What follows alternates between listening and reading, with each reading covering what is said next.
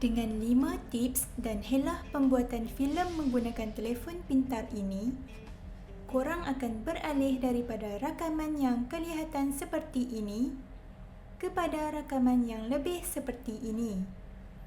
Hai semua, hari ini saya akan kongsikan 5 perkara yang korang perlu tahu untuk meningkatkan penghasilan video menggunakan telefon pintar korang.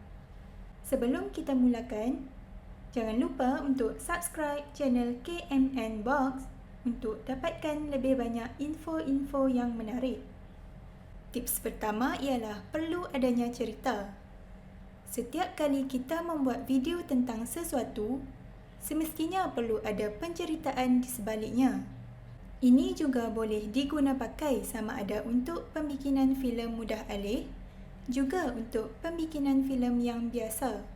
Hal ini kerana rakaman yang indah tanpa sebarang cerita di sebaliknya akan jadi membosankan untuk ditonton. Walau bagaimanapun, sebaliknya, jika korang mempunyai apa-apa cerita seperti kisah sedih, emosi, kisah yang memberi inspirasi dan sebagainya, ianya mampu menjadi sangat menarik untuk ditonton walaupun ia dirakam menggunakan telefon pintar. Jadi, setiap kali korang merakam sesuatu, pastikan korang ada menyampaikan sesuatu cerita di sebaliknya. Seterusnya, tips kedua adalah tips yang sangat penting di mana ramai sering terlepas pandang, iaitu pencahayaan. Memiliki pencahayaan yang menarik secara visual adalah amat penting dalam penghasilan sesuatu video. Ramai yang selalu bertanya berkenaan telefon mana yang patut seseorang dapatkan, atau lensa mana yang perlu mereka pakai, dan sebagainya. Tapi, hampir tiada siapa yang pernah bertanyakan tentang pencahayaan.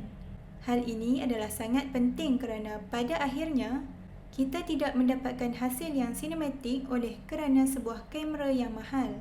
Tetapi, kita akan memperolehinya kerana pencahayaan sinematik itu sendiri. Pun begitu, kamera yang hebat pasti akan membantu. Tetapi, pencahayaan itu sendiri adalah elemen yang sangat penting dalam pembikinan sesebuah video. Seterusnya, tips ketiga ialah pergerakan. Seperti yang kita tahu, melalui akses gimbal, kita boleh mendapatkan hasil rakaman yang sangat baik. Walaupun rakaman yang korang ambil itu tidak stabil, tetapi dengan penggunaan gimbal, hasilnya masih akan tetap kelihatan bagus, terutamanya bagi seorang pemula. Rakaman video yang perlahan akan kelihatan lebih sinematik berbanding rakaman pergerakan yang agak laju. Salah satu faktornya ialah mata kita sudah terbiasa melihat pergerakan perlahan dari sesebuah tayangan filem. Selanjutnya, tips yang keempat juga berkenaan dengan pencahayaan. Tetapi, secara spesifiknya, ia lebih kepada pencahayaan luar. Jika korang merakam di luar, ia akan menghasilkan perbezaan yang agak besar di mana korang merakam pada waktu tengah hari atau semasa waktu emas. Untuk pengetahuan korang, waktu emas merupakan jam pertama matahari terbit dan yang terakhir sebelum matahari terbenam. Pada waktu tengah hari, matahari adalah di kedudukan tertinggi dan akan kelihatan jelas pada wajah manusia. Oleh itu, jika korang ingin membuat rakaman luar yang kelihatan gempak, korang sangat disyorkan untuk merakamnya pada waktu emas. Dan tips terakhir adalah menjadi fleksibel.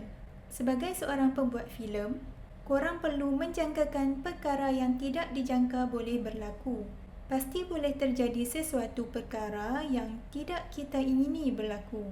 Tapi itu merupakan salah satu yang bagus tentang pembikinan filem, di mana tiada rakaman yang akan serupa di antara yang awal dengan yang akhir.